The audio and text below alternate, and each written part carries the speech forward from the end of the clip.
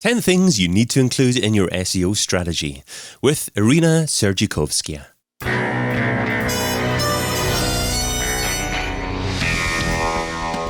In Search SEO Podcast is brought to you by Rank Ranger, the all-in-one SEO platform that helps scale your business through data and analytics.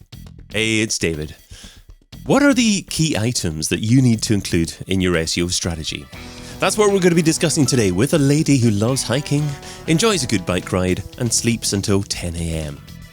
She worked in-house as an online marketer for 10 years before, more recently, turning her attention to her own SEO consultancy business. A warm welcome to the In Search SEO Podcast, Irina Serdyukovskaya. Hi everyone, happy to be here. Great to have you on, Irina. Well, you can find Irina over at irinakudris.com.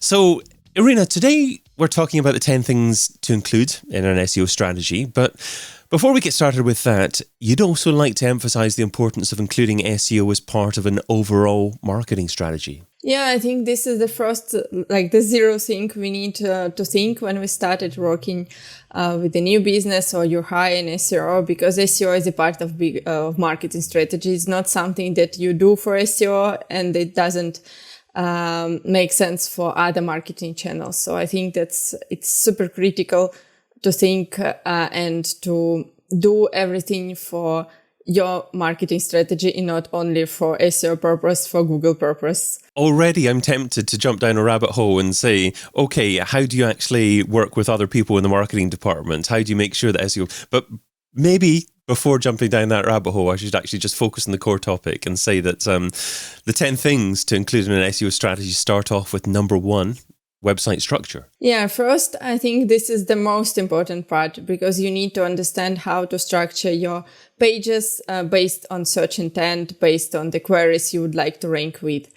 And this is what a lot of businesses, I think, miss because they have one page, for example, which is dedicated to different keywords. And they would like to rank with one page for different keywords, which is not the way Google works and actually the way people are searching and expecting to see the information. Number 2, content for commercial pages. This is the second important thing I would say, because when you are starting, a lot of businesses decided that, okay, we need to create a blog or maybe we should buy some links. So this is the way they see SEO. But the most important thing for sure, have the content on commercial pages, both for users and for Google to rank these pages that users can see this and they can convert. So this is the second thing we need to do and to make research what content actually we should add there. Just to clarify, by commercial pages, you mean transactional pages, the pages that people are actually likely to commit to a purchase on? Yeah, either it's, for example, product pages where you can actually buy product, or maybe category pages, which leads to product pages, either the service pages. It can be that it's, for example, SaaS company and you are providing some service. So where people are expecting not the content to read, but to content to actually solve their issue by buying the product, trying the product, or maybe get in touch with the team to consult. And are you a fan of always trying to have unique content for these types of pages? Because obviously there are lots of e-commerce type websites that take RSS feeds of product content and just simply publish that on their site. And by doing so, end up having almost duplicate content compared with other websites selling the same types of items. Yeah, I try to pursue the clients that they need at least some part of their unique content on their product pages, especially if it's small business and they don't have thousands of products. Because I think that it also brings more value for the user when you see really the content which answer your question and not copy pasting from original one, for example, which is generally very general. And number 3 is content for a blog or news section. So is it necessary for every website nowadays still to have a blog? I would say more yes than no, because blog content for the news section helps you first rank with this content. For example, for some informational keywords, it also helps you to show Google your expertise in the field. Because if you have only pages which are about your service about product you are selling, it's quite hard to show your expertise in this field. But with the blog content, you can show that you have experience working in this field, you have some researches made, so you can prove both for users and Google that you are better comparing to your competition because you have expertise. And without this content, it's almost not possible. Are you also an advocate of ensuring that every single blog post that you publish is optimized for keyword phrases, so incorporating keyword phrases in your headings and throughout wherever you want to use it in your content? Or is it not so important to optimize blog posts? Is it more important to optimize product posts? I would say that it's still important to optimize blog posts, but it depends. If it's article, for example, the interview, and it's hard to optimize the interview because there are no keywords, for example, super related to this interview, but it shows the details about your business, about your expertise, about your brand. I don't think that it's still worth to make it super SEO optimized, just to find some keywords, maybe, if you can, related to that. But some content which you can optimize and people are searching for sure you need to invest time to understand how actually write this content in the way people are searching for this content. Understood. So it just depends on the use of your blog. It could be directed at people who are already aware of what you do, are already customers of yours. If that's the case, then it's just a case of keeping them sticky, keeping them knowing about your brand. But if it's more about trying to bring in new business, then obviously it's more about optimizing those posts as well. Bringing us up to number 4, which is sitemap. Now, is this XML sitemap or HTML sitemap or both? I would say this is both. Because the first is for sure HTML to show Google what you actually published and to index your pages faster and easier.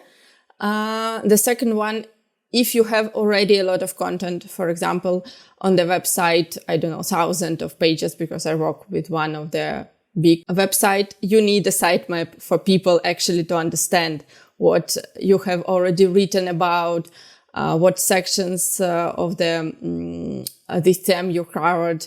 So just from navigational point of view for users, it's super useful for them to see this. So I vote for both. Okay. I like how you actually also talk about a navigational opportunity for users when you're talking about sitemaps as well, because I think a lot of people, SEOs, think of sitemaps as just being a tool for search engines, but you think it's a great tool for users as well. Yeah, I think so, because I see the disadvantages of not having this sitemap, because I see that users just don't know that they can actually find this content on the website. And our goal as an SEO, as a marketer, is not only bring people on the website, but actually convert them and to show them that we have more content related to their needs and all of these things. So not only from SEO perspective as internal links, which is super useful also, but also from the point of what actually the goal behind doing the SEO. Do you think that users who navigate your site using a mobile device will still be reasonably likely to want to use a sitemap?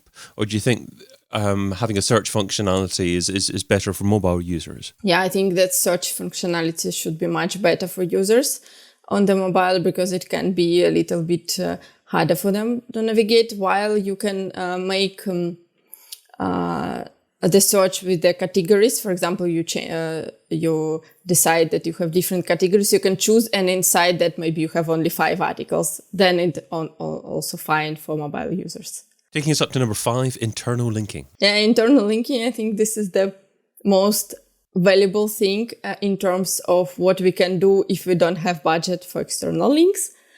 And even if we have, this is the most important thing, because this helps us to show Google.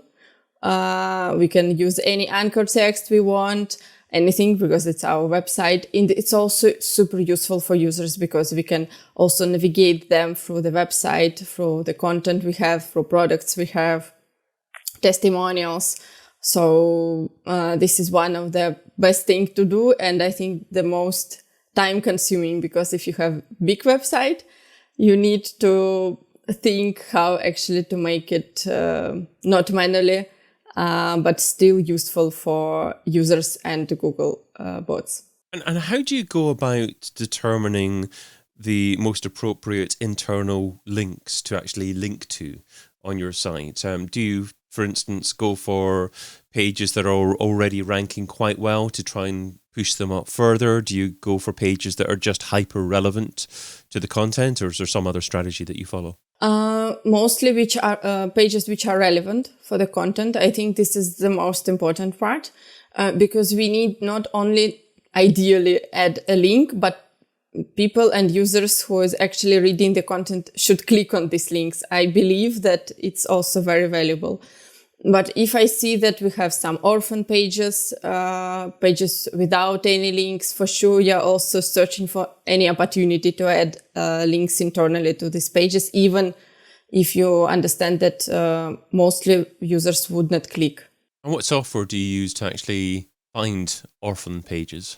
I use Sitebulb or Screaming Frog, some of the tools to see that we have pages without links or limited number of links, for example. Let's go for number 6, and external links and brand mentions. Another thing, when you already solved internal links, and I think a lot of businesses think that, okay, we need to buy some links externally. This is, I hear a lot, but I'm a huge believer that we don't need to buy links. We can actually build these links with the content. We can go, for example, as I'm doing now a podcast, you can be a guest on the podcast, and actually most of the podcast will link to your website. So, and this is also very connected to the 0 point. It should be connected to your whole marketing and PR strategy. So don't do this for SEO. I will go and build some links, go and build some relationships, partnerships, and organically you will have some links already out of this. If you would not have, you can always go and ask, if you have brand mention, can you please link to my website? So external links are very important from a SEO perspective, because you're building your brand authority, and it's also very important for your brand in general. And thanks for the money for your link. Much appreciated. No, I'm joking. Don't tell them. So number 7 is page speed optimization. Yeah, I think this is the topic which is discussed a lot during the 2 years already, year and a half. And this is why it's not the top 1 priority for websites, but it's still important to work on that and include this in your SEO strategy, because it's not only helps you to rank higher.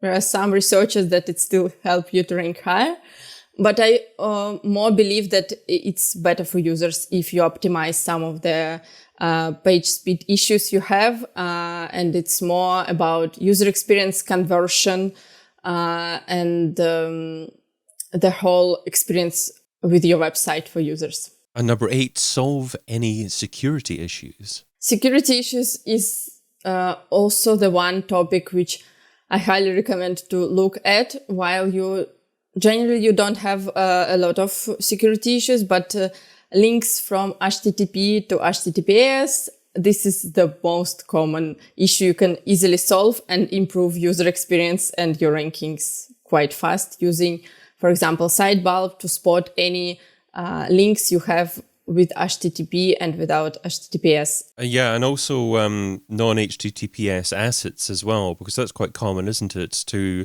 have some assets that you're inadvertently hosting on a web page that isn't HTTPS. Yeah, it's very common, and I think it's hard to spot it without using tools, for example, like Sitebulb or Screaming Frog. You would not see it easily, because you can have already HTTPS and everything looks great from front end, I would say, but in the code you can spot these issues, and they can still influence your rankings and user experience. And moving on to number 9, conversion optimization. Conversion optimization is one of the things which I think doesn't lie directly with SEO, But just recently, I think that I analyzed the website. We are ranking very good with the content with them.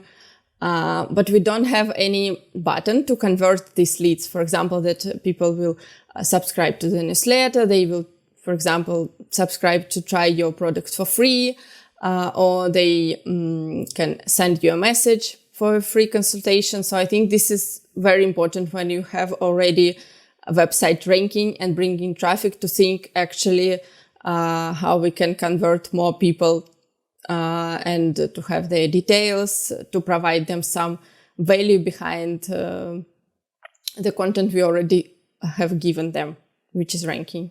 And that takes us up to number 10, which is go beyond the text. So here you're talking about using things like video infographics, unique images as well. Yeah, I would say that generally as an SEO, we think about text. And this is our first thing when we're discussing with clients. So, and I think that we're discussing even with ourselves when we are thinking about SEO strategy. But more and more I see that for Google and for users, it's critical to have other content to answer their questions. For example, videos can be very useful and not that hard to produce. And they are also converting very well. If you need to show how to solve some of the issues, or maybe you need to show how your product looks like without actually inviting them to your shop. So that's why we need also to think and to advise the businesses that they need to go beyond the content. And also because there's less competition for some of the keywords, for example, ranking with a video comparing to the text, which is already, I don't know, thousands of pages written about that, but maybe the video is only 10 about this content, and you can actually rank much higher and much faster. And do you have any thoughts between self-hosted videos or embedded videos from YouTube, for example? Because I guess there are pros and cons there. You could maybe, I guess, gain more organic reach just for the video by using YouTube and perhaps get a ranking there as well? Yeah, I think that embedded video and ranking also on YouTube should be better than self-hosting in this case. And you can also optimize this to embed this video on your website without actually harming your page speed. So it's possible, and you should not worry about that. I guess the only negative that I can think of is at the bottom right-hand side of YouTube videos, you have an option of watching it on YouTube as opposed to where it happens to be embedded. So I guess there's a certain percentage of traffic that might be enticed away from your website. Do you think that should be a concern as well? It could be a concern, but I think that most of the people, if you can play it on their page, they will play it on the page. They would not go to the YouTube to watch it. So I think it's still better, I think, to post it on YouTube than self-hosting. But maybe I haven't seen any pitfalls of that. No, I think that's probably correct. I think it's unlikely that people will click through. I think the only thing that I would add to that is that try to turn off recommended videos at the end of your video, because if you have recommended videos, then people are going to click through and then go off your site. Yeah, and I think it's also very annoying when you are watching, I don't know, about some of the products you are interested in, and then you have recommended video which is not that connected to what you are actually interested in. So it's also can be that because user would not understand that it's from YouTube, he will be annoyed because of your website. Yeah, and people get distracted very easily nowadays, as we know, with social media and trying to capture people's attention. Anyway, let's finish off with the Pareto Pickles. So Pareto says that you can get 80% of your efforts from 20% of your efforts. So what's one SEO activity that you would recommend that provides incredible results for modest levels of effort? It's internal linking. I think this is the most popular question as the answer to this question. But internal linking can be something that you can do yourself without actually asking, I don't know, web developer, for example, or going and publish your content outside of your website. So this is what it's on your hand as an SEO, and you can do it quite quickly, and it can actually influence a lot. For example, if there are some pages which are orphan, you can just internally link to them and they will rank better, they will be visible. So That's why I think this is the most valuable thing. And also about the sitemap structure. If you have some pages, for example, which people could not find just from the menu, adding them to the menu can be actually the gold mile for you, while it would not take you a lot of time, maybe 1 hour to spot these pages. Well, I've been your host, David Bain. You can find Irina over at irinakudrys.com. That's KUDRES.com. Irina, thanks so much for being on the In Search SEO podcast. Thank you very much for inviting me. It was a great experience for me. And thank you for listening. Check out all the previous episodes and sign up for a free trial of the Rank Ranger platform over at rankranger.com.